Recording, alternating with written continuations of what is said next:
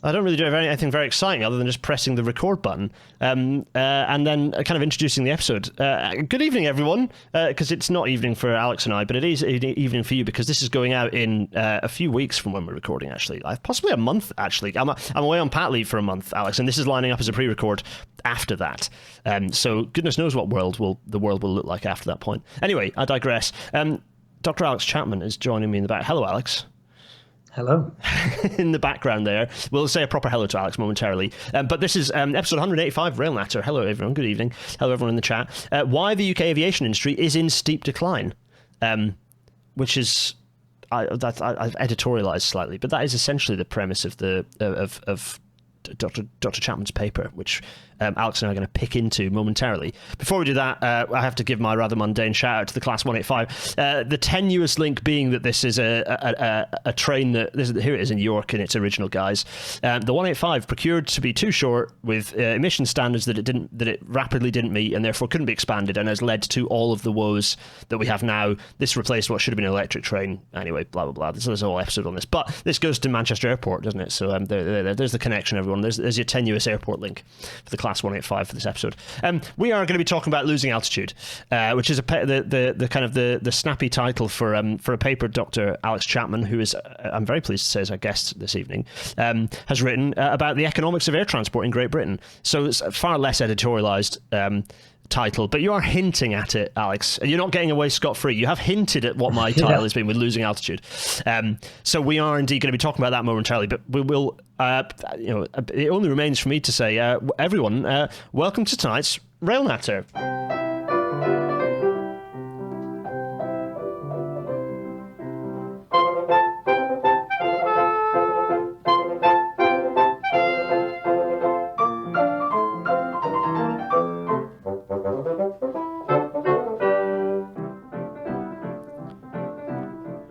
And as the Intercity 225 fades away, we can actually, well, first, before we do proper introduction, in fact, you know what, no, there's going to be some news, but before we do any news, let's actually say hello to Alex. Alex, hello. Thanks for your patience as we kick things off.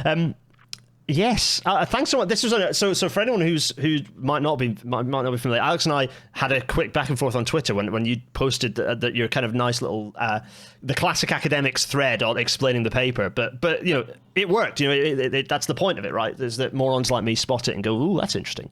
Here's a bite-sized way for me to chew up this paper." And then I had to flick through and was like, this is very interesting. And there's a lot of information here for, this is a transport podcast despite the rail, the fact that it has rail in the title. It's really a transport podcast.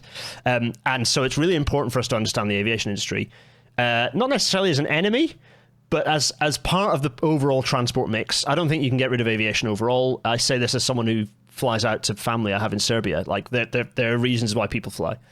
I think it's good to connect people. I think what you do is you get rid of all the extraneous aviation, and I think we might not say what's extraneous, but some of the discussion we'll have might be helpful for people who are exploring what extraneous aviation might look like. And actually, I've got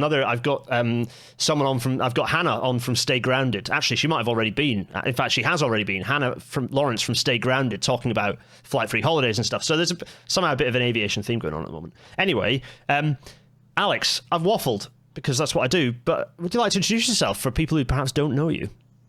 Yeah, sure. So I'm Alex. I'm a senior researcher at the New Economics Foundation. I have been there for about 5.5 years now.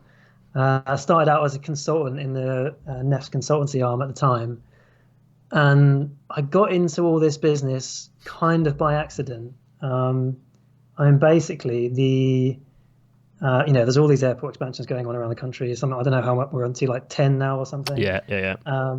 And the community groups that live in the vicinity of those airports were obviously looking to, interrogate the evidence that the airports were putting out. But were having an awful lot of trouble getting a hold of the kind of technical economic expertise that you need to do that. They don't have the kind of budgets that the airports do to bring in consultants. So one way or another, they ended up coming to NEF and asking, look, could you help us to deal with these economic documents and shine some light on what's really being said here and how credible it is. So we got into that. We'd done a bit on Heathrow expansion over the years prior to my time at NEF. I kind of stepped in with a bit of Heathrow, but particularly, I think it was Bristol up first, the very first time it went in front of North Somerset Council, to help them just wade through those documents. And by this point, I've now done, I don't know, I've been involved in like sort of 7 different airports or something along the way, through the similar routes. And I suppose growing increasingly frustrated by the quality of the economic conversation that we were having and some of the claims that were being made, culminating ultimately in this report, which I hope, and hopefully a credible and robust way, sets out the evidence that I've been collecting along the way, mostly from government sources, and shows that there's a very different story to what's being put out there and promoted by the industry. That's for sure. Absolutely. Well, which is why I'm so pleased that you've joined us, because it's just, I think everyone listening, all my loyal listeners who I know who will be watching this live as it goes, well, live inverted commas as it goes out, will be going about this, because this is a thing that so I talk about the failure of economic modelling and appraisal for transport quite regularly. WebTag is useless from a project's perspective, in almost the flip side way that for aviation, it seems to be always way exaggerates aviation's benefits, and it always underestimates, as we've seen by the results of projects and by the uptake of those projects in terms of ridership, for example, and wider economic benefits, always underestimates rail's benefit. So it's interesting that this is further evidence that the way that we appraise mobility is just broken. It's just broken, and we need to do a far better job. And the way we do a better job is by employing more specialists who have an interest in actually looking at the numbers. So we're going to explore the numbers. It's funny that you mentioned Bristol, because if I jump us over to the news, we've got this fairly recent bit of news from Somerset Live. Heather Pickstock here, picking up the fact that government chiefs are being questioned on net zero target amid expansion plan. I've covered this. Obviously, the true thing remains true, which is that airport expansion is not good for the environment. It's as true as it is simple a statement to get your head around. And it's funny that there seems to be a suggestion otherwise that happens over and over again. But despite this obviously true thing remaining true, and you might want to talk a bit more about Bristol. It's funny that you say Bristol's the first the first of these expansion projects that you got involved with. It's funny that at the same time, though, this is actually from a bit earlier. This is from February this year. We're seeing, this is from New Civil Engineer, saying that there is this drive for more expansion projects. This is just a civil engineering article pointing out that there is more airport civil engineering going on. But why is that happening amongst when we in theory are supposed to be delivering on net zero and ideally beyond? Yeah, so this feels like this is a hot topic. It's absolutely relevant for us to be exploring, and I'm kind of excited that we're going to be exploring this, the two of us this evening. So if I get our two little faces in the top corner and do some on-the-cuff resizing and editing, because I'm nothing if not constantly having to fix my technology. Yes, so this is what I'm kind of saying here is that this idea that post-COVID, and you might want to add to this, but I suppose post-COVID there is this discussion that I'm seeing a lot of government posts. We're seeing the halving of APD, all these actions that seem to be intent on growing the aviation sector, and so I suppose it makes sense to just put some graphics against that and have a look at this perceived growth. So this is the graph. This and for anyone who's curious, this presentation is basically based off Alex's presentation. So if you want the full detailed presentation, I'm sure there might well be a recorded version of you delivering it. I don't know, Alex, actually out there already, so people can go and find that. But this is the simplified version for the YouTubes. Talk us through the trajectory of aviation. Talk us through air passenger numbers and why the growth maybe isn't quite as it seems. Sure. Yeah. Well, as you can see with this graph, my former chief economist at NEF used to sometimes accuse me of trying to do too much in a graph. So apologies if that's one example of that. But so I mean, you can see between sort of 2000 and 2019, we had fairly consistent growth. There was a bit of a drop off after the financial crisis, but particularly sort of 2014 to 2019, it was nothing short of explosive. I mean, we gained about sort of 50, 60 million passengers in the system, or passenger trips. That's including inbound and outbound and transfers. Obviously, a big drop off when COVID hit, but it looks pretty likely that recovery is going to be relatively swift. I mean, there's some talking about 2024 already hitting sort of pre-pandemic levels. Yep. But the DfT, looking at the pink lines on the right-hand side here, put out a forecast underpinning their so-called Jet Zero strategy that suggested that that's going to grow. We're going to see more growth by 2030, sort of another 40, 50 million odd passengers. And by 2050, we could be hitting sort of almost 500 million.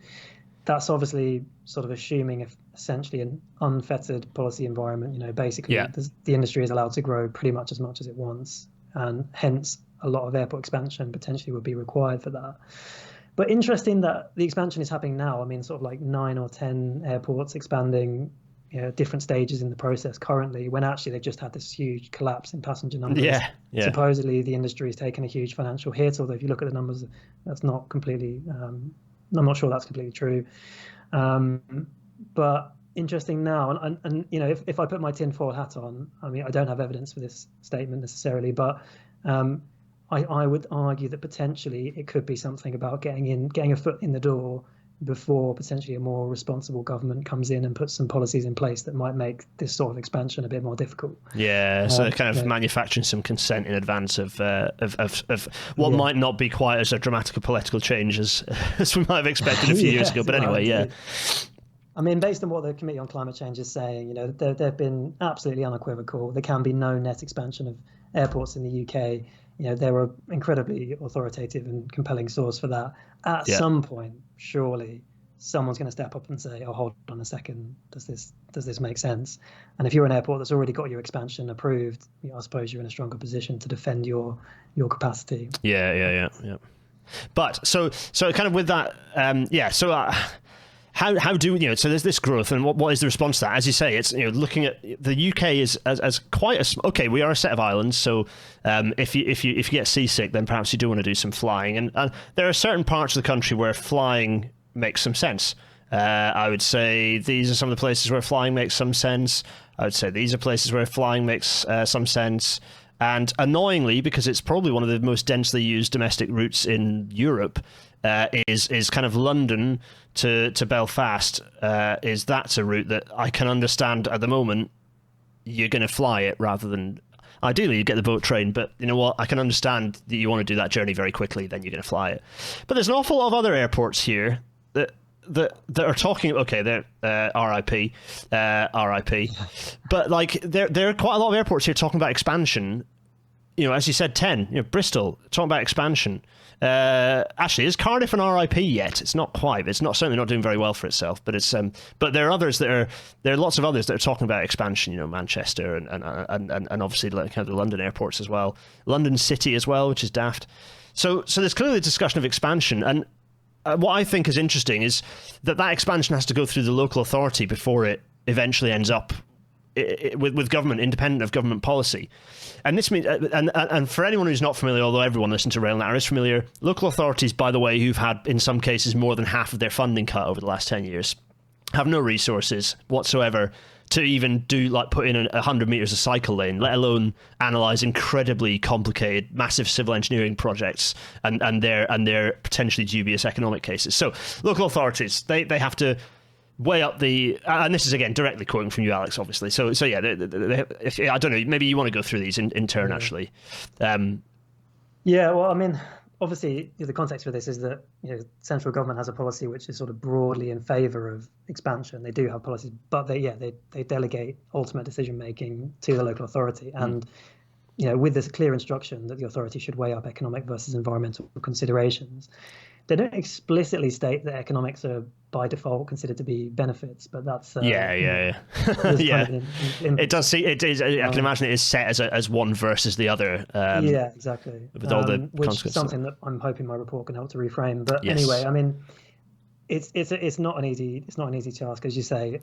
So there's this local authorities are under-resourced, and there's a real contention around the kind of climate policy question, because obviously Bristol Airport actually, North Somerset Council ultimately refused the expansion of Bristol Airport on climate grounds, but that was then overturned by the planning inspectorate, who essentially said climate change should not have been in your considerations. It should not have been a factor, and therefore everything looks great and dandy, and this should have been approved, so we're overturning it.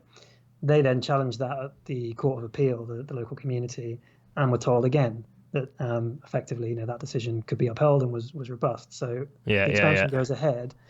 But I don't understand that, because the government specifically delegated the decision to local authorities, and then we're now told that they should do that decision, but they should exclude probably the single greatest, most damaging impact of the expansion. I mean, what kind of appraisal would ever credibly exclude the single largest? The one obvious thing that makes it a bad idea. Like, conveniently you just admit that. So yeah, you've got this confusion over the clarity around who, whether they incorporate climate change policy, and then as both of us have alluded to, these are enormous civil engineering projects. They have enormous amounts of economic impact assessment, or maybe not even quite enough as they should, but they generally do, even though a lot of it might be a load of guff. They have huge amounts of documentation that just require, if nothing else, they require someone to sit down and read it, even if they don't, even whether or not they're understanding it. The time taken to just read it, that documentation is more than most council offices have in terms of total staffing.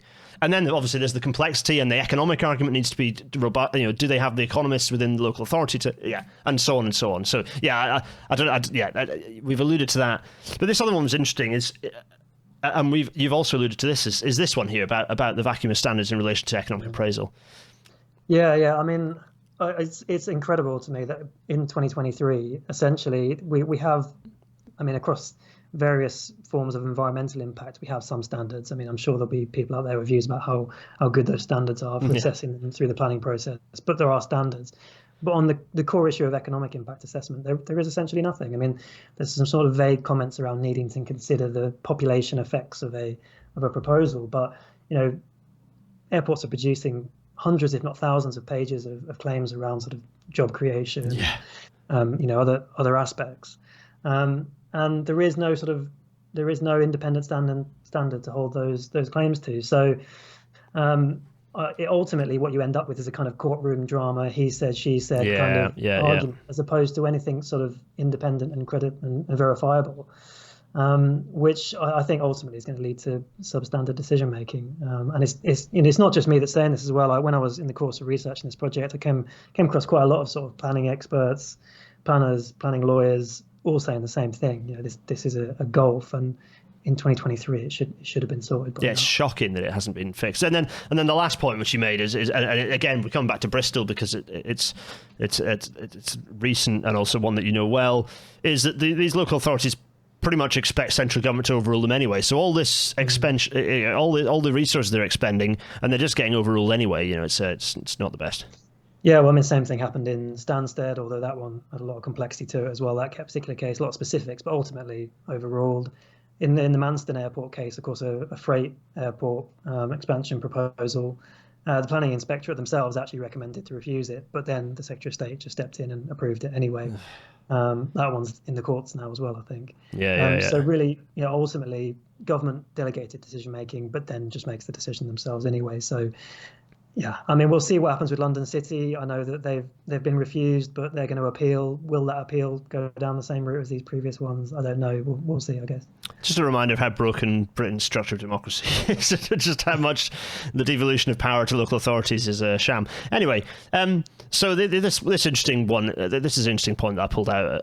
Is that the economic benefits are usually cited when decisions are made. So this is a thing that you pulled out as a key finding. I don't know if you wanted to briefly talk around this. Yeah, well, not just in the airport expansion proposals, but in a lot of sort of, if you look at statements by government ministers, it's just kind of sort of assumed, our latest policy announcement backs the aviation industry because they bring wonderful economic benefits to the country. But I'm not, it's not clear what evidence that is based on, those claims. And in general, we're sort of supposed to just assume that, oh yes, growth is good in those cases without much interrogation. But yes, economic benefits are the only benefit of airport expansion. Maybe I'm simplifying, because I would parcel in with that obviously the kind of relationships, opportunities of travel that of course we've all benefited from. You said at the start, I've flown in my life and it's brought me lots of great things. So let's not pretend there isn't an upside here.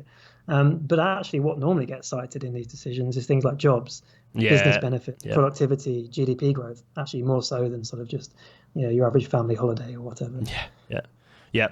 So have this paper, the paper that you picked up as was one that's within your report, is the last time government did any kind of systematic appraisal of the need for aviation expansion and infrastructure expansion. And this is from 6 years ago. So I suppose the point that you're making in drawing attention to this paper is that there is a vacuum. There's not just a vacuum in sort of planning and economic appraisal standards, but there is a vacuum in terms of any assessment of aviation, of the aviation industry as a whole. I mean, this assessment was, based on data spanning sort of 2013 to 2015-ish. Data which is now obviously vastly out of date. Yeah. And there's been a global pandemic which has shifted business practices over to distance working and all that since then. But they didn't even have the sort of real ramifications of the last financial crisis. Never mind. Yeah, I was going to say the sinking in of 08 to 12, basically. Yeah, and of course, this was really just an appraisal of should we expand Gatwick or should we expand Heathrow. It wasn't a holistic, system-wide. Is this a benefit to Britain to keep pushing more capacity? Yep. You'd have to go further back to the aviation policy framework in about 2013. It was published, therefore, data from 2011 that they looked at it in any kind of a holistic way. And as I say, that's now more than 10 years out of date. Yeah, absolutely hopeless. And an interesting thing that you drew is that even within that out-of-date documentation, they pointed out that the macroeconomic model used by the Airports Commission, which was taking this broad view between 2012 and 2015, was found to be unfit for purpose. And that's coming from the DFT, which indeed. People have their own views on their own ability to assess this stuff. I mean, to their credit that they made that call. Given that a lot of effort and energy and money had been spent on that model, I've got a lot of respect for the civil servants who did that. Of course, the decision in Parliament on Heathrow went ahead anyway, and I think arguably the report that the parliamentarians had at their disposal was therefore incomplete because it was missing quite a large number of important impact areas. But it just flags again the kind of the lack of data. Of course, not just in government circles as well, though. I think there is a bit of a lack of data coming from academic circles in this respect as well, who could have maybe filled some of this void in terms of this assessment. Yeah. And so you created a fantastic graphic that kind of attempts to, and we've had we had Edward Lee come on to talk about the externalities of road transport previously, and a similar graphic that he did from Smart Image Transport. This is the interesting one for the aviation industry, and so you've got here. So I don't know if you want to talk us through this, and I'll attempt to John Madden our way through as you kind of verbally annotate.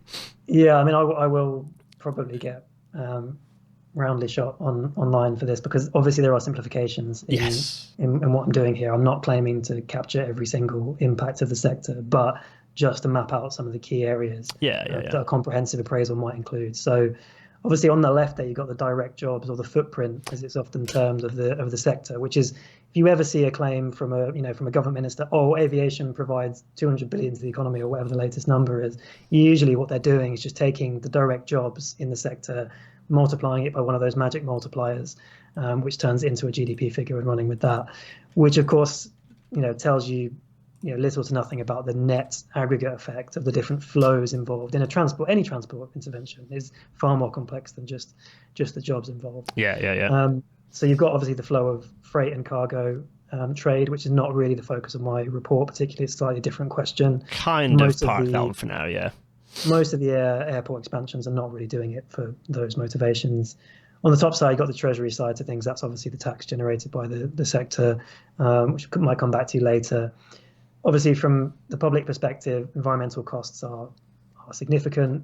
The key ones are climate, noise, air quality. There are others, related to the actual airport infrastructure and others, but those are probably the biggest. If you believe in the whole monetization approach, where we monetize all goods, those are the three that come out as the largest, with climate being significant. And then you've got, at least if this was a DFT appraisal, you'd then look at the airfare impacts, which is to say, or in their terms, producer and consumer surplus, which is essentially to say tickets get cheaper, so that's a good thing for society. And on top of that, because tickets get cheaper, they get cheaper for businesses, and therefore there's going to be lots of business benefits. That's the sort of simple. I've always, which on a very basic level, it's like, when has that happened? When have it happened in the 90s, But when have we seen airfares go down recently? Anyway, yeah. I mean, APD, I suppose. But that's not because of expansion. That's because Rishi Sunak likes flying. So literally half APD. But anyway, we digress. But of course, I think the eagle-eyed will notice that there's an awful lot missing from this in terms of the actual impact on actual people and the economy of what is the primary industry of air travel, which is actually tourism. Yeah. At least air travel in the UK is fundamentally a facilitator of tourism, inbound and outbound, which is obviously missing from this graphic, which is mainly missing because it's not been cool, if you like, to talk about that for the last decade or so. Yeah. You go back to sort of like the early 2000s, people started saying back then, I just noticed that there's a lot of money flowing out of our economy because everyone's actually going on a holiday abroad and people aren't necessarily coming here in such great numbers. Yes. And that was flagged. But then some other economists said, well, that's not a problem because we don't care if we lose that money. It's good for society overall. That money might come back to the UK at some point. It's fine. And it was, basically sort of removed from the consideration. I don't think, again, that represents responsible appraisal practice. I think if you're conducting a system-wide appraisal, a comprehensive one, then you need to consider every material impact. So breaking this down to just basically be business travel is and you actually split this out in a slide or two. Spoiler alert, everyone, this is going to get split out. So there's that gap, and then the last thing, as you say, I'm going to get rid of my John Maddens. You go from this just looking at business travel, and then I suppose the appraisal you're saying comes from the productivity, the business productivity improvements. One of the magic tricks is to convert, more business passengers into a GDP impact through business productivity, leading to a greater labour productivity, and hence GDP growth is the traditional route that is claimed. And there's also this sort of tangential connection to foreign direct investment, which is ideal, I suppose, if British business people go abroad, then more money flows back in because they can convince more people to invest in the UK or whatever. I mean, it's quite tangential, the idea that air travel is responsible for that, but I suppose it has, a link. Yeah, anyway, it's strange that that's the route chosen to appraise it. But anyway, yeah. So there's this quote here from Professors Zhang and Graham in Transport Reviews, which only a couple of years ago, which I thought is really nice, which I just wanted to pull out, which you pick up. An anatomy of aviation's economic benefits should involve decomposition of the underlying inbound and outbound monetary flows. However, the imbalance rarely features in discussions about the value of aviation to the economy. And this is kind of the crux of most of the rest of the analysis, right? This really is what everything leans on, is this imbalance is not considered, and you consider it.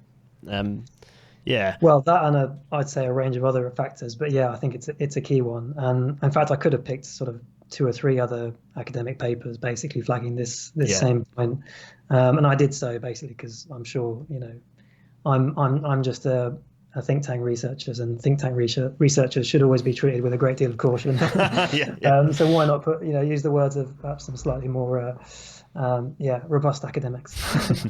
And that takes you. What you've done then is you've done what we've just talked about, which is split out the airfare impact from just being that airfare impact. You then split it out into business travel and leisure travel, and then from the leisure travel, you then all the things you can consider. So it's not just business productivity for the business travel, but it's it's the visiting friends, family, holidays, and then in holidays, what's interesting is that then gets split into inbound, outbound. And then there's consideration of domestic tourism versus external tourism, and so on and so on. Yeah, I think. Yeah, I don't know if you want to just briefly annotate that before we charge onwards. You've done a great job. Oh, marvelous! In which case, we'll roar forwards. Oh yeah, that's right. I kind of so there's an additional graphic you put in here, which is you add this kind of you kind of added a little dotted line around the leisure travel and the environmental cost to sort of the welfare impact you call it there. Yeah, I mean that's out there for the appraisal buffs amongst your audience. I mean, nice. Welfare economic assessment is a particular sort of grouping of the appraisal process, and usually separated in the sort of reporting from the sort of GDP impacts, which are these kind of like quite nebulous sort of macroeconomic topics, which may or may not benefit someone someday, versus those which are quite clearly aligned to the impact on the public who experience the environmental cost and the sort of ability to go on holiday or whatever else, and make a trade-off implicitly between them. So Owen and others who do this sort of thing day to day. There you go. There's for you nerds. Right, I've made the screen go black because this is the moment where we kind of think in broad pictures, we're talking about winners and losers in that kind of. And I don't know if you want to talk a bit about this framing of how we understand kind of the balance and explore a little bit about what this means, because it's not quite as simple as I've shown in me illustrative pictures. I'll admit, but well, I mean, often in some cases, some people will win a bit and lose a bit, and it's all quite complex. But I think a key point in terms of where we should be in modern day appraisal is in a position where we're not only just looking at sort of high-level macroeconomic concepts. I'm not even just looking at impacts on the public, but we're looking at disaggregated impacts. So understanding that one group benefits in different ways from another. And of course, if we're serious about things like leveling up, so-called, then we should also be concerned about the sort of relative inequalities between those impacts. Yeah. So in air travel, the simple trade-off is between environmental damage, which is experienced, I suppose, most by people who live right next to the airport, but with also depressed house prices, and therefore often, not always, but often people on the lower end of the income scale. Not always, but often. Yeah, indeed. And then obviously the climate cost, which is paid by all of us, but will be felt, at least in the short term, more so by poorer communities in living on floodplains or living in developing countries without the financial resources to adapt and things. And broadly speaking, we know there's a colossal environmental climate impact from aviation, and they will feel the impacts of that. On the flip side to that, well, what is this sort of welfare benefit from flying? Let's bear in mind here that we're talking about a context where there's already 300 million trips made every year. We're talking about what is the sort of marginal, what is the additional impact of those extra trips. And broadly speaking, the majority of those extra trips, data shows us over a course of years, are picked up by more or less more wealthy communities, wealthier residents of the UK, and frequent flyers. The pool, one thing the report draws out, the pool of frequent flyers is growing in the UK. That's people who are moving from, say, one holiday per year to 4 short trips per year or the likes, but still making up a very small subset of society. At the same time, only sort of around 50% of the population in any given year don't fly at all. Yeah. But will still experience the environmental downside. So that's the trade-off. And obviously, as you say, there's also a lot of issues of income inequality there. Who, broadly speaking, the poorer communities are not the ones flying, and they're often the ones experiencing the poorer air quality or the noise. Think about West London. The people who live under Heathrow's flight path are overwhelmingly, less well-off communities because of property right prices and all those reasons. Yeah. And interesting, actually, in that part of London, the flight paths also, it's higher ethnic diversity as well in some of those parts of London. So let us hammer on. This is an interesting graphic. This describes tourism expenditure. I don't know if you want to annotate this. There are 3 nice pink boxes that are going to appear as well in theory in the right order that you have them appear in. So that'll help you for this annotation. Talk through this and explain the context of this from what we've been talking about. So this is going back to that point about understanding the flows in and the flows out. So broadly speaking, UK residents are this is like 2019 data, so this is sort of during peak times. Yes. They will times.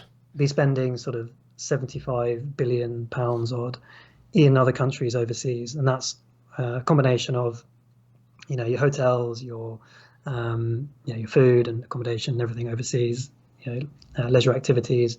And then, of course, a portion of the flight price as well is effectively accruing overseas. So that might be if you're using for an airline, or if you have a connecting flight, which takes place into foreign countries.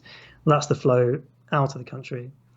And then on the flip side of that, you've got 2 things. So one is the incoming spend, which is brought into the UK by foreign residents coming in for their tourist activities, and spending here, a small portion of which is spent on UK-based airlines. So there's also some UK airline expenditure there as well. Yeah. And then there's why I've got on the left side, there's 2 other just reference points to understand the scale of these flows. I think proportionality is really important to understand here. You've got the spending which takes place within the UK, but with the purpose of going on holiday overseas. So that accrues within the UK economy. That's things like you're here at home, but you're buying your sun cream. Yeah. Or you're buying your hotel overseas, but through a UK-based travel tour company or something. Yeah. And then just to put those in perspective with their scale compared to the overnight domestic tourism industry on the left, which is actually spending which takes place wholly within the UK by UK residents, you can ultimately see that the size of the spent expenditure which takes place overseas is significantly larger than any of these three factors. Yeah. That's the balance of the UK's tourism spending, and the far right side is the net figure of that. So in any given year, at peak times, not outside of a pandemic, some 32 odd billion, depending which data set you look at, 32 to 34. If you include the airfares, it rises to sort of 40 plus billion pounds is a net outflow into the UK economy after factoring inbound and outbound travel. So for clarity, that's all of these added up give you this. No, just the two right-hand side. Just the two right-hand side. Yeah. So it's just these two, Just sorry. the inbound, yeah. The other two are just there for kind of just for context, forgive me. Yeah, okay, so it's these two. This plus this equals this. Exactly. And you can see the hole that has been dug. Yeah, okay, so, I even left the flying in. I hate flying in. And then flying in, there we go, good, marvellous. So yeah, sorry, that makes the point that it's that this one equals this one, yeah. And then these two for that useful context. So we go back to our map of the UK aviation industry, of the economics of the UK aviation industry. You've rescaled it. You've done a nice rescaling. So you've shrunk down this bit, and interestingly, you have included a number for the freight cargo stuff, which is useful. You've included a valuation of the environmental costs and a valuation of the inbound and outbound, and all of a sudden this starts. Yeah, I mean, in fact, I'm not going to say anything. Tell us what this allows us to understand.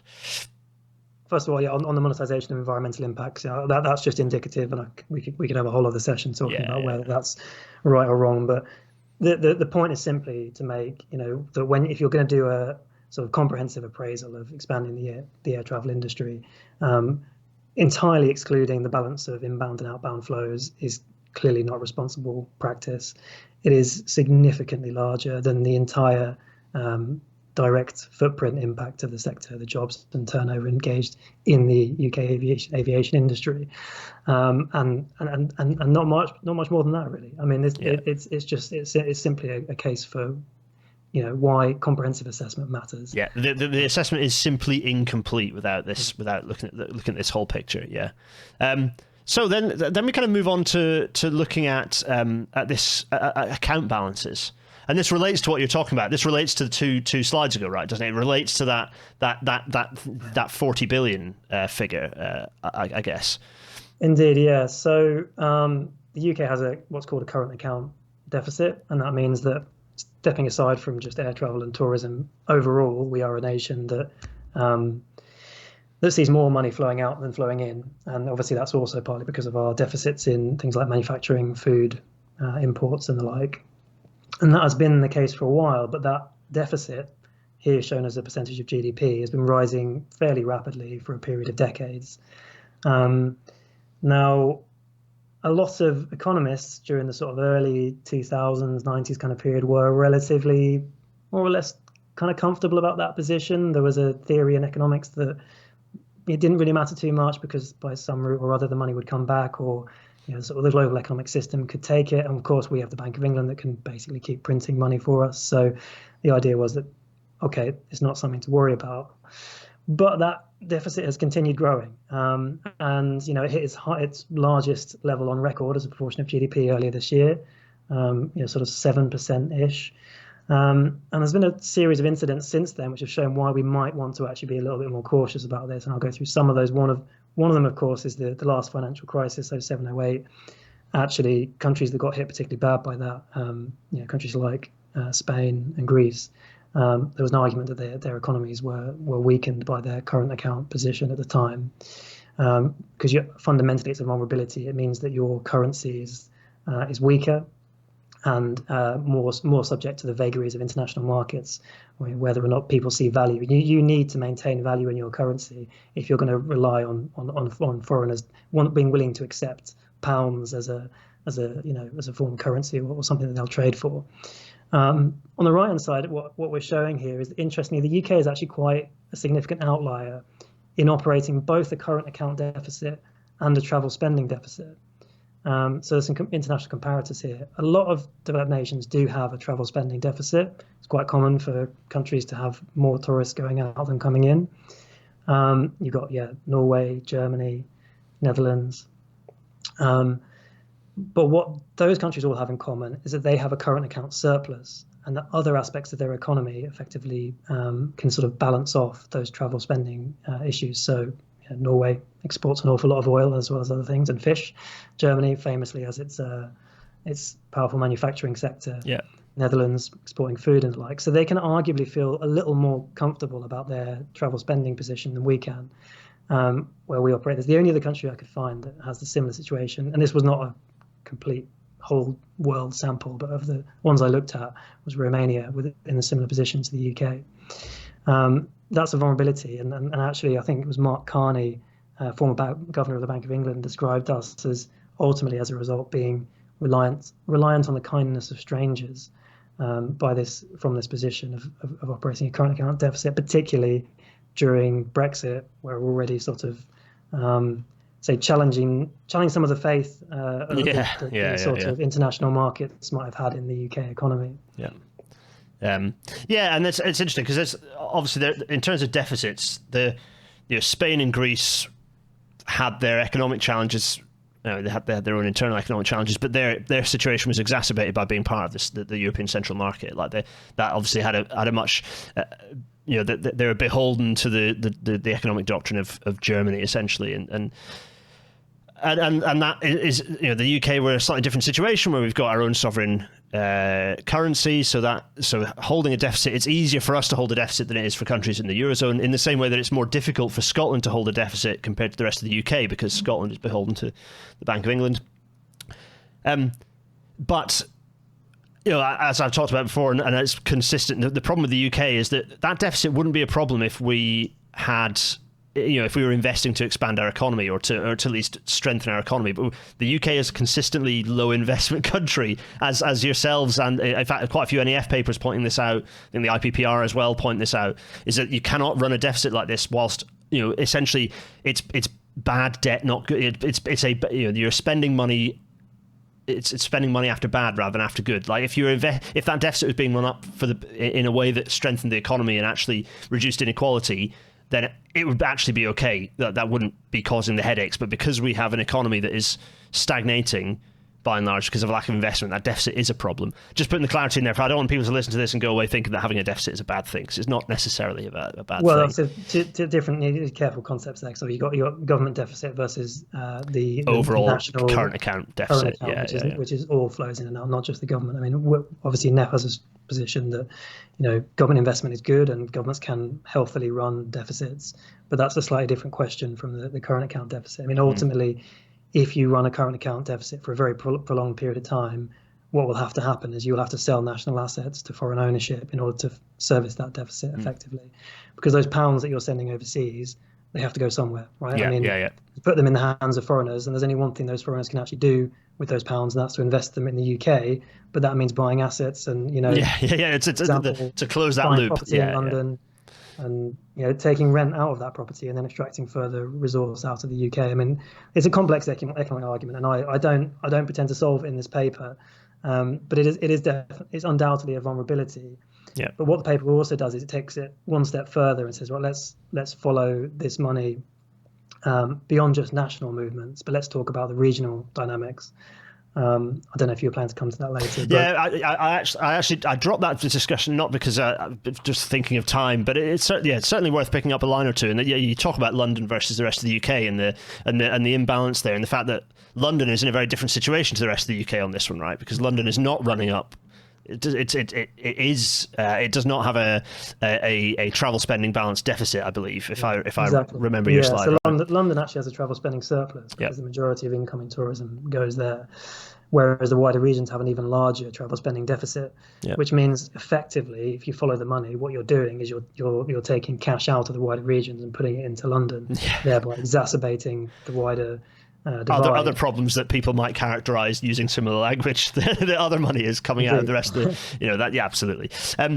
So I wanted to then pick out. So yeah, I kind of jumped then to the tourism sector trends relative to GDP. I think which yeah. So talk us through this. Yeah. So I mean, broadly speaking, you've got two lines on this graph. You've got the pink one, the blue one. The pink one is mapping the size of that current account. That travel spending deficit over time. It weakened after the financial crisis and actually got slightly smaller as a proportion of GDP as a result, primarily of the fact that after the crisis, the rates of flying reduced. The population, when financial hardship kicks in, often decide to stay at home or holiday at home. But then, post 2014, it explodes upwards, and we see grows significantly faster than GDP for the last few years. Yeah. I had a debate with our chief economist about this graph as to whether this was showing a sort of inverse relationship. I think, at least for the first sort of 10 years of this graph, it looks a bit like it. So when your travel spending surplus falls, domestic tourism expenditure rises, because there is, at least academic evidence suggests, there is at least a partial exchange or substitution, as they would call it, between domestic it's tourism it's not that people are just not traveling at all at that point. They're not, generally they're well off enough that they still want to spend their annual leave doing something. If it's the middle class is traveling, they will do something, so they'll travel domestically. It's not that they're like, well, we're not flying to Barbuda, we're not going anywhere.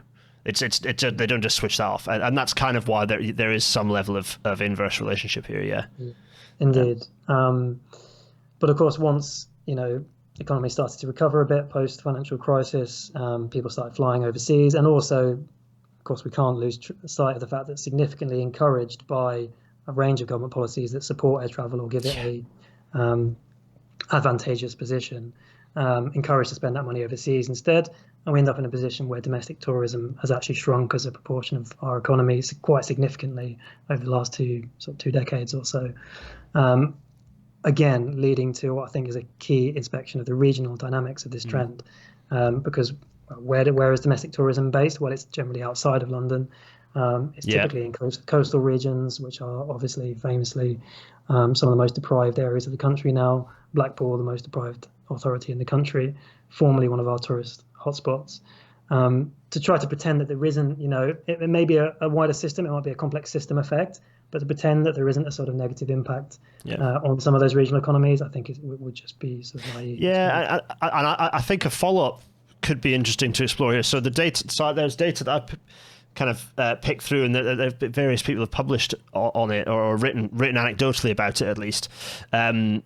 Of the fact that actually, through COVID, there's been an enormous uptick and success of not all, but most of our coastal. It was a story I was asked to comment on that I think went out in the possibly in the Standard actually, or it was somewhere anyway. But it was about the fact there has been a substantial growth. So it'd be interesting to see. So this trend, obviously, this graphic ends before COVID happens. It'd be interesting to reevaluate that change and see what that looks like, given that in elsewhere you're showing the aviation trends, and the discussion of aviation trends includes post-COVID, but this trend doesn't. It'd be interesting to see what that change looks like, because the data source was train operating companies reporting. So, for example, Transpennine Express reporting Scarborough seeing an enormous increase in footfall post-COVID, and it'd be interesting to see what that effect looks like. Scarborough doesn't look that much less rough, by the way, for anyone who, although it's always nice to have a visit, but just avoid the town centre. Anyway, I digress. So it's interesting that relationship is interesting, and it's interesting to see how that. I'd be very interested to see how what this graph looks like if you extend it up to 2023. It'd be really interesting. So would I, but yeah, unfortunately, data during COVID gets really quite messy. Just a mess. Yeah, 100%. So this line, the tourism balance has been ruled out of consideration for all airport expansions to date. This is, ouch. Explain what this means. What does out of consideration mean, and why is that so painful? Well, I mean, okay, so case in point, Luton Airport is currently going through a planning inspectorate, not inquiry, a development consent order process to expand by 13 million passengers. And right from the outset, there was a sort of scoping process by the inspectorate looking at what needed to be evaluated. And the inspectorate effectively approved a proposal from the airport that they would not do any analysis on tourism balance or outbound considerations. There is, I think, maybe 3 paragraphs in, I 1,000 pages of documentation explaining why none of us should be worried about this feature, this aspect. Yeah. But for me, it's just, I mean, and I expect the same thing will happen at the imminent Gatwick case as well, because the inspectorate will need to be consistent, so they'll do the same thing.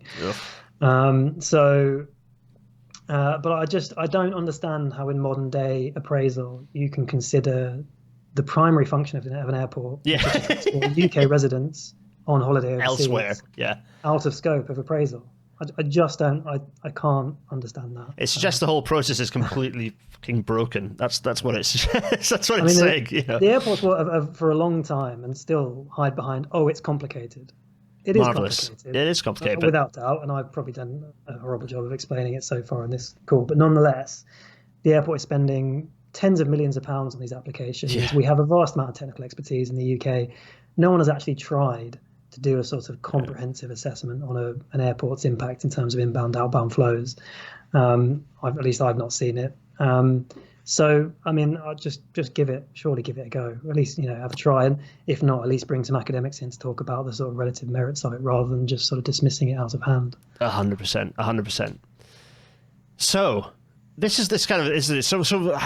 What this is the chance for us to explore what are the economic impacts of air travel? Good and bad. Well, there clearly are economic relationships between the aviation industry and but it's between the aviation industry and the economy. Like, clearly there are relationships. So you've kind of explored what those are. So. So the first of these is, again, I'll ping them up, and as I ping them up, feel free to just do a bit of description of these. So the first one is already up here, yeah. Yeah, so I was just saying, to get to this, I think I've reviewed sort of, 100 or 200 academic journal articles trying to sort of get to the bottom of this question as to what is the state of the science in terms of the overall sort of economic impact of air travel. Surely there must be stuff out there, and after probably too much searching than it should have been, but after some searching, we got quite a good collection of papers, particularly some that actually isolated the UK context. And broadly, this story emerged. So, first of all, in an earlier phase of an economy's development, if, for example, and there was articles in the news about this recently, you would go to Africa and look at some nations there that don't have strong air capacity, air connectivity, there is a clear link between expanding air connectivity and the health of an economy and growing that economy. However, once you reach a certain threshold, and we are, bear in mind, one of the best connected economies in the world already, once you reach a certain threshold, those benefits start to tail off or decline or even cease to exist. I mean, broadly speaking, it's a fairly fundamental component of economics, right? Diminishing returns. You can't just expand forever and expect benefits to come back. Yeah. So actually, I need to click my bullet point for this one. There we are. This relationship diminishes over time. There we go. My little graphic, little droopy line. And once you reach the sort of developed phase, then you look at the evidence, and what do you find? Broadly speaking, you find that it's only in nations that have a net receipt of tourists that a benefit can be evidenced. So we're talking about your Mediterranean countries, Australia, New Zealand, who have big inbound tourist economies, for obvious reasons, because it's an inflow for them. It's a people come in, they spend money. But for example, there's a whole host of papers looking at Germany and their outbound deficit and their trends, and actually saying that particularly when it comes to smaller regional airports, actually there's really very little evidence that there's an economic benefit from those. Particularly when you consider the final component, which is there going to be any business travel?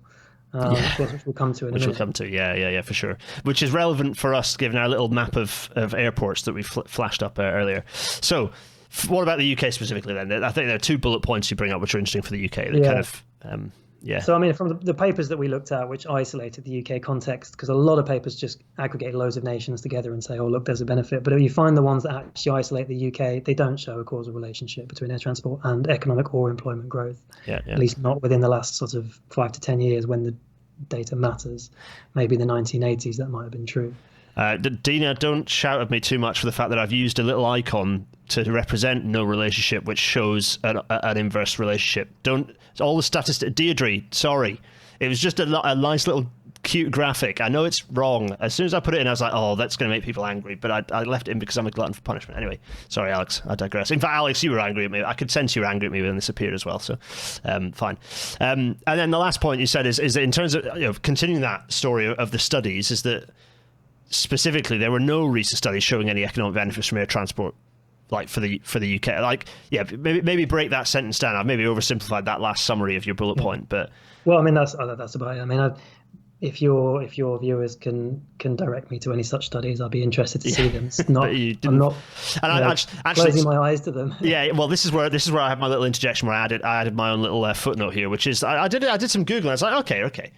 Where's this come from? Because I know that the gov.uk press releases talk about economic benefits. I was like, okay, right, I'll dig into this.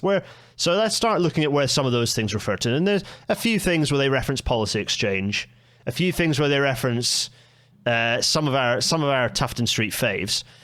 But those guys then reference this one paper, and then a load of other links reference this one paper, and the Airport Operators Association references this one paper. What is that one paper? It's a paper called Economic Benefits from Air Transport in the UK by Oxford Economics. Ooh. What is Oxford Economics? I don't know. Alex, can you tell us anything about Oxford Economics other than question mark? They appear to be. Honestly, this is just a genuine question of. They're not a think tank. I think they're just a private company that does economic analysis. I think it's a private sector consultancy. Yeah. I've spent a lot of time poring through their papers on aviation's economic benefits because, as you say, it's cited almost every time an airport expands. Yep. The key points are that paper, which underpins this, first of all, uses data spanning 1986 to 2006. I think, okay, yeah. Which you can imagine might be a slightly different phase of the UK's development, as I said in my key points about economic impacts. I'm not aware, at least they don't explicitly state it, that I've seen that any of it was peer reviewed by any academic sources or independent experts. And usually their work is, well, I mean, I think you're well, yeah, I'm about to. Yeah, so what sort of papers do Oxford Economics publish? I went back through some of their back catalogue, and such faves as. Oh, by the way, I think the sugar tax is stupid, but for different reasons to the reasons they point out. They did a thing about the sugar tax, which interestingly it was sponsored by the Soft Drinks Association and like a major member being Coca-Cola. Okay, fine, interesting. And another one, which was, funnily enough, a very interesting one, saying BAE Systems' contribution to the UK economy, an independent report by Oxford Economics for BAE Systems, funded by BAE Systems. So hugely independent there. Yes, as you say, this particular report that we're referring to, the economic benefits from air transport in the UK, happens. I don't. Viewers hopefully can pay attention to this. This is the list of sponsors: the Airport Operators Association, Birmingham Airport, the British Air Transport Association, British Airways, the British Chambers of Commerce, EasyJet, Edinburgh Airport, Gatwick Airport, Glasgow Prestwick Airport, Heathrow Airport, Lee Fisher, interesting, Leeds Bradford Airport, Liverpool Airport, London City Airport, Luton Airport, Manchester Airports Group, Pinsent Masons, and SITA. I don't know what SITA is.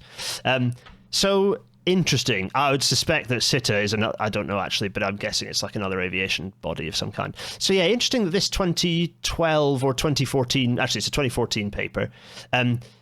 Yes, obviously very much can be trusted given who it's been sponsored by. It's so weird that this, well, it's not weird. It's entirely predictable that this is the paper that's cited by basically everyone, saying that there are these economic benefits from aviation, and it's been created by the aviation industry. It's like, okay.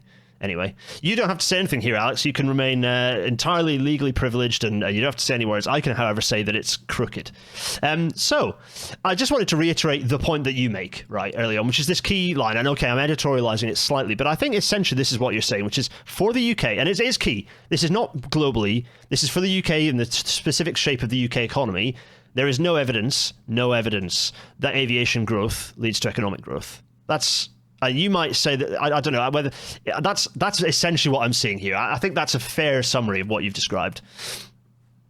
More or less, yeah. I mean, I think, as I say, that's more apparent in the last sort of 5 to 10 years than before that. I think you might say there was evidence before that point. But put it this way: if the evidence is out there, I haven't seen it. Yeah.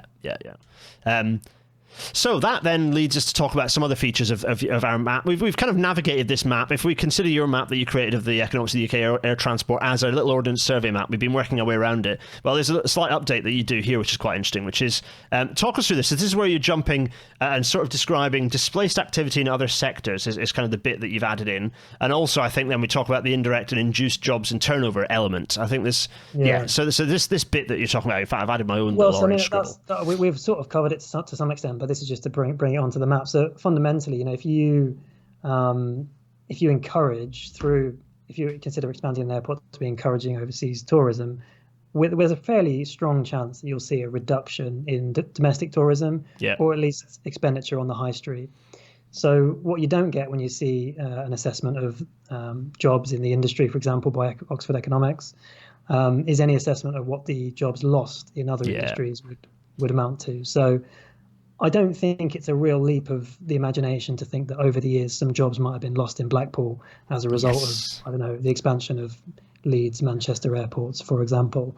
Count the number of Butlinses we have in the UK. That is still a controversial statement to make, though. If I were to say that at a planning inquiry, I think it would raise eyebrows. But really, because that's bad. Because I can describe elements of, I bring it back to rail. I'm conscious that we're, good God, bumping up against time. We are going to hammer through for the next 5 minutes and just get some. But a brief example to just back you up on this is that there was an entire rail sleeper system developed off the back of managing tourism into and out of the UK that was through the Channel Tunnel, that was killed off by the rise of the cheap cheap aviation through cheap flights and through the mid to late 90s. Like it completely killed off that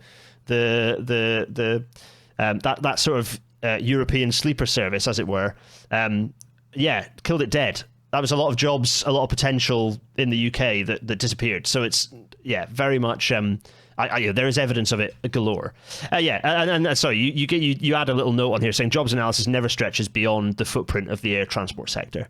So it's a very siloed assessment here. So we're conscious that we've got, horribly gone over time, but I think it's worth it because this is going to be. I honestly think it's going to be a cornerstone episode. So as long as you've got a bit of time, we'll go through this. Keep going through this. So UK aviation workforce trends. Let's talk about labour. Let's go. So to start with, just from the outside looking at this graph, so the green line shows the actual number of jobs in air transport and supporting services to air transport in the UK economy over time. The pink line shows the jobs per passenger over time. Now, just starting straight out from the green line, there are fewer jobs in aviation today and in 2019, the sort of peak of passenger numbers, than there were in 2007. And I shout that statistic you rooftop almost daily into the Twitter abyss and other places, because you would not think that. You can see you've drawn your line wonky there because there was a slightly larger number in 2018, but that then fell back. You wouldn't think that from the narrative around aviation, bearing in mind that between these two periods, 2019 and 2007, we gained, about 60 million passengers in the system. You'd think there might have been a few more jobs. And of course, during that early phase, and what we've got documentary evidence for is many airports putting out reports claiming that their expansion would create vast amounts of jobs. And then, we had this last year at Luton Airport. You go through the numbers, so what happened to all those things you promised all those jobs you promised? And of course, they aren't there. They haven't developed. And that's because of automation, efficiency, nothing to do with those pesky climate campaigners and Just Stop Oil and stuff, but purely businesses, delivering what they would consider to be productivity savings in economic speak, which is seen as a positive, which leads to job loss. More online ticket sales, more online check-in, fewer check-in desks. Huge. Luton's a good example because when I go to Serbia, I have to fly out of Luton. Huge long line of check-in desks, of which there is rarely more than 4 or 5 of them staffed at any given moment. That's kind of a case in point. Now, I think we have to be fair and honest here, and the reality is that nonetheless, airport expansion can therefore be used to sustain some current jobs in aviation. That's not. I'm not going to hide away from that, shy away from that fact. That is a reality, and that is arguably an economic good of airport expansion. But I think that where it gets a bit tricky is exactly where does that stop? when we reach 1 billion, passenger trips per year, 2 billion, yeah. and the jobs are still coming down, and the And environmental impact is still and as you going say, up. it's that siloed view. Like if you're just looking at the aviation industry, sure, but you've got to step back and go, yeah, but what is the impact on the wider jobs market? And in terms of what's also interesting, and as a point is not just about potential increase in jobs, but the quality of the jobs that may be created, and the quality of the changing quality of those existing jobs in the aviation sector as well, which I think is what you pick up here in this next graph. Well, I mean, productivity improvements for a business are supposed to deliver a societal benefit, and the primary benefit is increased wages. Right? That because a share of that productivity goes into the jobs of existing workers and improving their wages, but that has not been the case. In fact, one of the headline findings of the report is that the air transport sector has seen the largest real terms, that's post-inflation decline in wages of any sector in the UK economy since the financial crisis. But furthermore, not only have they seen the worst decline, that decline has only been experienced by lower income and middle income workers. So you've highlighted the pink line. That's the change over time compared to the wider economy of wages in the bottom 20% of low paid workers in aviation. So spare a thought for the workers. When you see strikes at Heathrow Airport, I mean, they're striking at sort of 3 different airports around the country as we speak.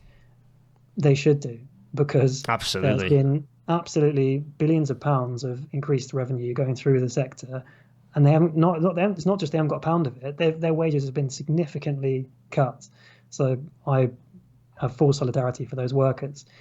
But this also blows out of the water the argument that expanding aviation has these wider economic impacts for workers.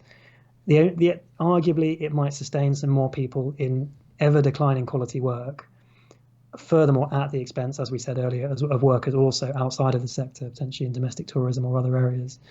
And I think, again, these figures are just not aired enough. They're not discussed. They're not presented at various decision-making moments.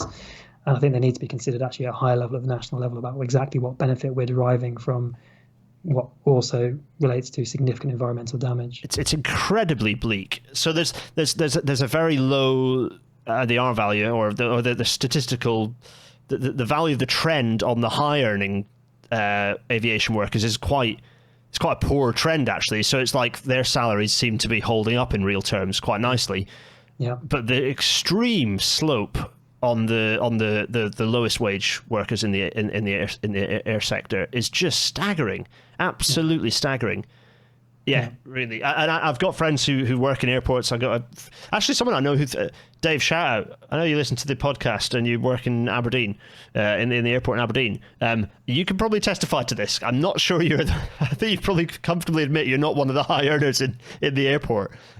This is just so friends who are working in airports across the country. Yeah.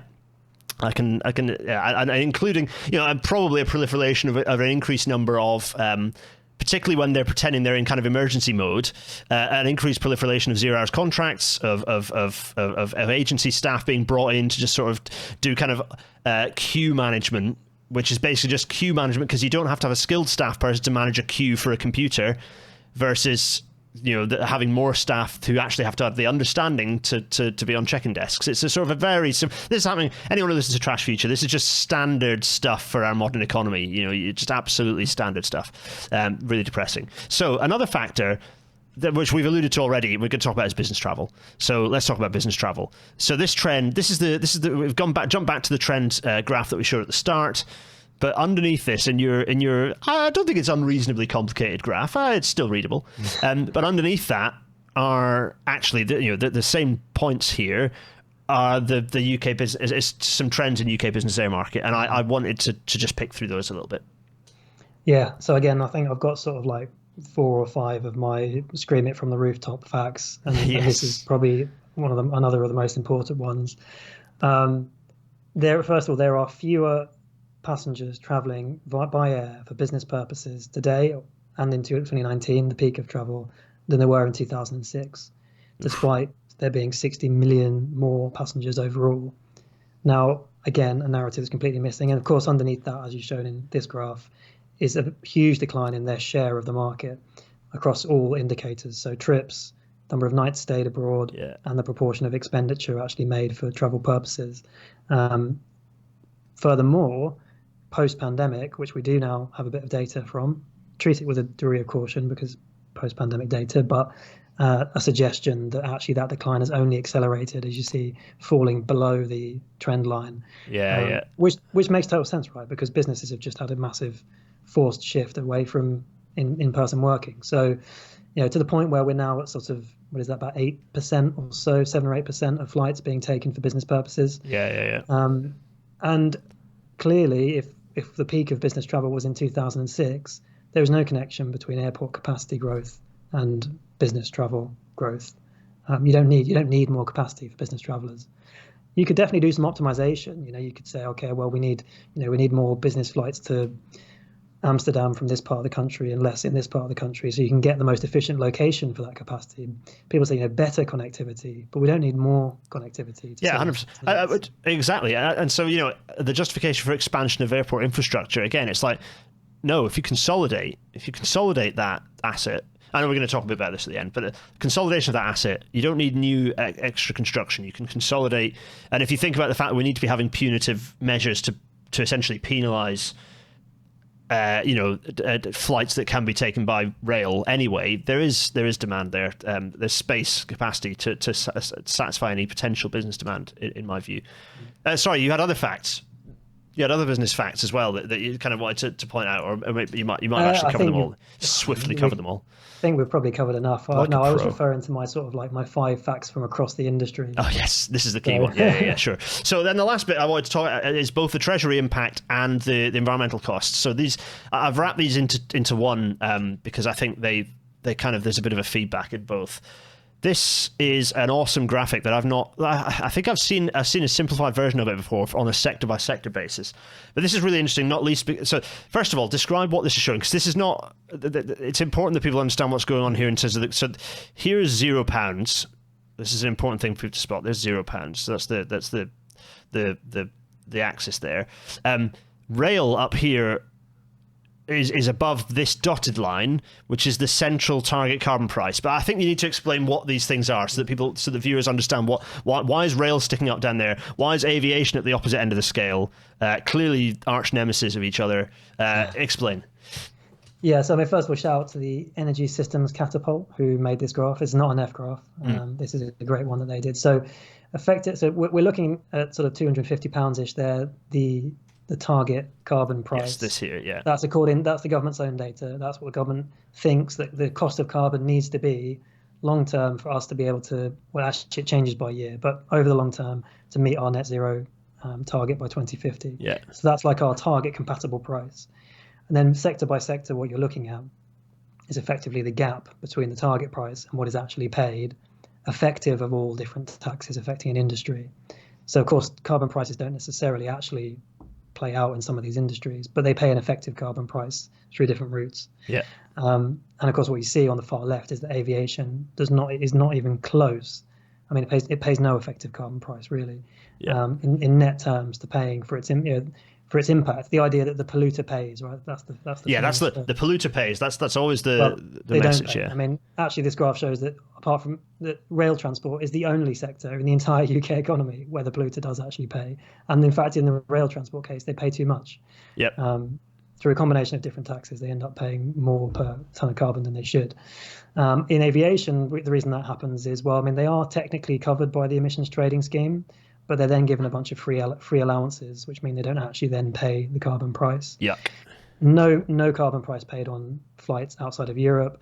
No carbon or no price paid on non-carbon emissions, which is, of course, actually 2/3 of the impact that aviation has, is things like water vapor, nitrous oxides and the like, and soot that cause most of the climate damage are not priced whatsoever. And of course, alongside that, no fuel duty is paid, no VAT is paid, air passenger duty is paid, but net of all those effects doesn't even go close to sort of compensating for the discount that the government effectively gives to air transport. And this is, and then what's interesting, all these numbers are the annual emissions per part of the sector. So the annual emissions from air transport is more than 42 million tons of CO2 equivalent. The annual for rail is less than a tenth of that, despite the fact that rail is transporting 10 times the mode, has 10 times the mode share of aviation. What's also interesting there is, though, of course, all these circles, by the way, are relevant to the size of annual emissions. What's fun and admittedly very tangential here is road transport having being the largest single source of emissions on this pile, and also well down at basically kind of essentially sort of subsidised by government to the tune of about 100 quid. That's because that's essentially what these lines mean. Is essentially government is making policy decisions. The implication is that there is a policy decision to essentially subsidise the carbon cost against. So they're subsidising air transport to the tune of 250 quid to below less the appropriate carbon price that the government's targeted. Whereas for road transport, it's 150 quid, not 100 quid, 150 quid that they're essentially subsidising for it to be less than the target that it should be. I think that's one way of characterising it. It all gets a bit fiddly in terms of but I like this graphic, not just because it puts rail at one end and aviation at the other, but because it's quite a neat way of showing those things. So if you jump then into so then relationship of that, I don't know if you wanted to talk a bit more on that, but that kind of shows. I think we talked about that. That's a hit to ultimately that's a hit to Treasury. Treasury is taking a financial hit as a result of that. But in terms of the carbon output, I mean, the previous graphic really shows it. But then if we look to Jet Zero, I should have put a screenshot of the report up, but everyone remembers Jet Zero. I haven't gone through it in a rail network because I think I'd get too angry. Jet Zero is the government's stupid transport strategy, air transport strategy, and this is and most of it's based on magic. It's based on a wizard will fix it magic. Let's just not beat around the bush. So the fuel efficiencies, biofuels, electric flight, carbon capture, all stuff that's non-regulated and may just not happen. And you can see that even with the most magical, fanciful wizard will fix it nonsense, it's not actually net zero anyway. It's still 25 plus million tons of CO2 a year.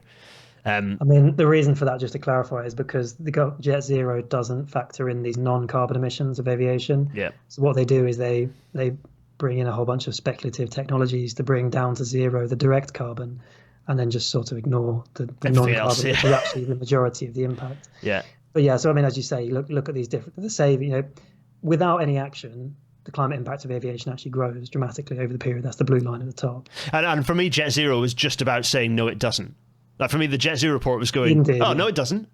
It was basically a thing that government could say, oh, I know all of our policies are actually to grow aviation, but it's fine because look at our Jet Zero made up thing. That's basically the point of it.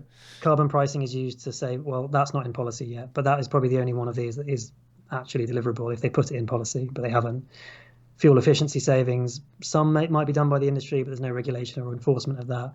Biofuels just don't exist at scale, and they're not zero carbon anyway. We all know about biofuels and damage they do, and all the trade-offs involved with those. Electric flight doesn't exist, and then the biggest one of all, carbon capture. Carbon capture doesn't exist at scale right now either, apart from the magic of trees, of course, which are not going to go anywhere near the level of. And as the CCC pointed out, we're way behind on tree planting, even if we were going to have tree planting as part of this. So just an added kind of overall frustration. So the question then is, okay, let's round this off because I've dragged you into a far longer episode than you should be, and actually I've occupied your time for an hour and a half, an hour and 36 minutes already. I'm very sorry, Alex, but this is super really interesting and really important, I think. Where does aviation fit into this? So I have summarised some of the big hitting conclusion. Actually, what I've done is I've taken a UK policy thing, and we can look at how aviation impacts on it. So there are four elements to the UK policy that you point out. There's the tourism policy, which promotes your current UK policy is to promote domestic holiday making, ostensibly. UK climate policy ostensibly is supposedly based around emissions reduction, or we'll see how the Uxbridge by-election result influences that. The UK economic policy is around regional regeneration, levelling up, all this sort of stuff, although levelling up is a word that is the frequency at which that's appearing in any sort of civil, government documentation is reducing day on day. But anyway, and then the actual the kind of the broader political consensus across both parties is a more protectionist, it's more about economic independence, it's about economic strength. So I suppose the question then comes is, how does aviation, I'm going with this because you wrote the paper, is how does aviation impact on all of these? Well, So from a tourism perspective, aviation makes reduces domestic holiday making. We've established this. What about emissions reduction? Well, aviation makes that worse. What about regional regeneration? Well, we know from the fact that, and I know we didn't go into the details of it, but we know from the balance of regional versus London, the balance of tourist expenditure, that balance of payments, aviation makes that worse. And in terms of economic independence and strength, aviation also makes this worse.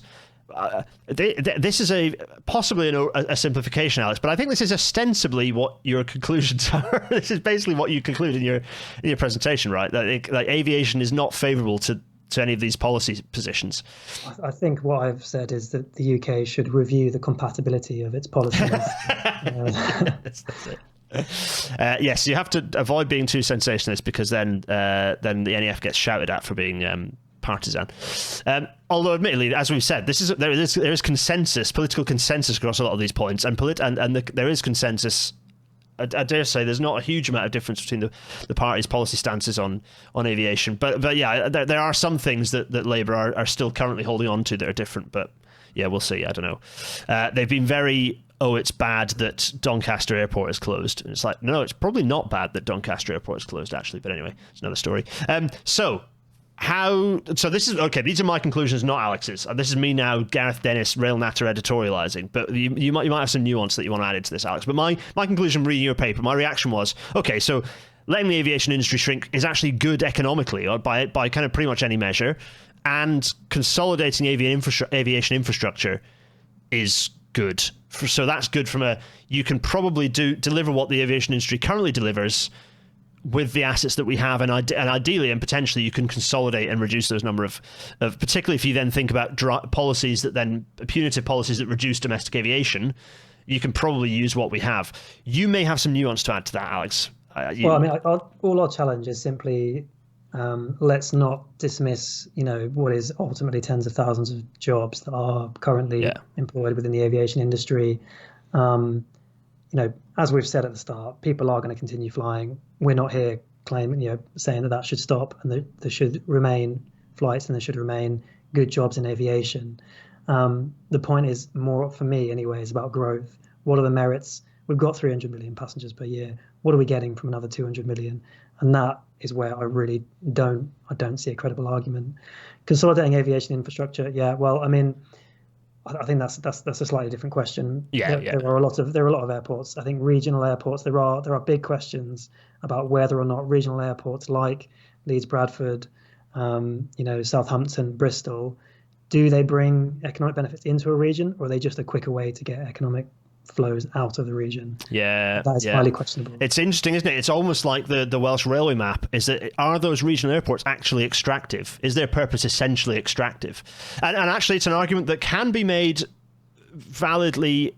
It's not a valid argument, but it's an argument that can be made about high-speed rail as well, for similar reasons. They fall down because high-speed rail does not exist in isolation. It's part of a wider rail network, and making that argument for high-speed rail ignores the dropout benefits that you get on the existing network. That's why that argument doesn't hold for high-speed rail. But in France, where existing rail networks haven't been upgraded, you have seen similar extractive effects from the TGV. So yeah, it is an interesting one to consider. I think you talked about the German example, is that those regional airports are actually shown to be an economic net. They're not providing a benefit. Let's put it that way. They're not providing a regional benefit, which the opposite of benefit is it's bad. So actually, these regional, and again for me as well, those airports, they exist for political reasons in the same way that direct trains to small towns between London and small towns exist. They don't need to exist. They're actually very operationally silly. It would make more sense to have a better rail network, a more functional rail network that allows connectivity. But people want to have their direct train from London to Harrogate. They want to have their direct, the politicians want to be able to say they have a local airport because it's a feather in the cap thing. It feels like a good idea because that's sort of where things were politically when the aviation industry kicked off 40, 50, 60 years ago for the expansion of regional airports. Anyway, I digress. Alex, I've waffled on that, but we've covered so much ground there. is there anything else you want to add that we've kind of perhaps not covered, or that you've thought of? Or we've covered an enormous amount of territory there, and people are going to have loads of questions. I'm sorry this is a pre-record, everyone. I know that it'd be lovely, you want to ask Alex lots of questions, but you can't. You can at him on Twitter, though. So you can go and pester Alex on Twitter if you've got questions. I'm sure he would happily answer. Make sure to @RailNatterIn so that I know how much you're harassing poor Alex on Twitter. Yeah, Alex, anything you want to add before we go into the outro, and I'll let you do an NEF plug? I think that'll cover it. Thanks for the chance to come and chat about it. And yeah, I'm always on Twitter talking about aviation stuff. So just drop me a line on there if anyone's got any questions. And honestly, please, if you want to challenge my narrative, you've got evidence you think that contradicts it, send it to me, because we need it. And I found just across the board a real painful lack of good quality evidence on this topic. Yeah. In which case, then, thanks, Alex. We will come back to Alex momentarily, but it only remains for me to say, you don't want to see my face, get rid of that. Thanks to all the audio-only listeners. Those of you, the hundreds and hundreds of you who listen to this after the fact on your various podcasting platforms, thank you very much indeed for listening. The usual plugs, patreon.com/GarethDennis to support more of this happening and to make suggestions of new guests and thoughts, and there are some, if you're a Patreon supporter, there have been some comments about the fact that this might have gone out at a later time, actually. I'm planning to change to an 8 p.m. rather than a 7 p.m. start, which might have already happened by this episode. I don't know. Exciting. GarethDennis.co.uk/merch for the merchandise. Weird, there is merchandise, very strange. PayPal.me/GarethDennis for loose change and abuse, and GarethDennis.co.uk/Discord for the Discord server where the chat continues ad infinitum. Alex, the New Economics Foundation, plugs. Yes, New Economics Foundation is a charitable think tank. We do work on delivering a sustainable and just economy that works for people and the planet. Come check out our website. Get involved in our events. Read my reports, maybe. If you think that there's decision makers out there in your local community, send them the report. They might not have seen it, and they might find some of these stats eye-opening. Drop us a line if you think we could come and speak about it and share some of these ideas. And also be suspicious of what think tanks say. We declare all of our funders on our website. Thanks to the Aviation Environment Trust for funding this particular report. Please do get in touch if you think I've got anything wrong. Absolutely. Yeah, it's a good thing. Always be suspicious of think tanks who don't publish who funds them. You know which ones I'm talking about, everyone. Yeah, no, for sure. To get this PDF, send this webpage, which will be linked in the description. Send this webpage to MPs, to decision makers, to councillors, whoever happens to be your local transport convener, whoever it is, send them this. It's a very, very good report with lots of really good it's packed full of references and graphs and things that you can refer back to. So it's really, really good.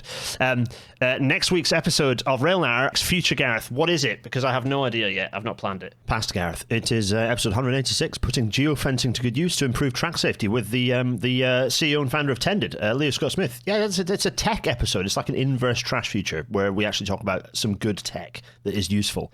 Back to you, Gareth, from the distant past. Thank you, future Gareth. Marvellous. It only remains for Alex and I to basically wish all of you watching this a good evening, and for me to apologise to Alex again for taking up so much of his time. Alex, it's been an absolute pleasure. Thank you so much for joining. That's been brilliant. It's been really, really good. I'm looking forward to this one going out. I'm only annoyed it's a little bit further away, but I'll let you know when it does go out. And everyone watching this in the future, ooh, exciting future people. Cheerio from both of us. Cheerio, everyone. Cheerio. Cheers. Thank you.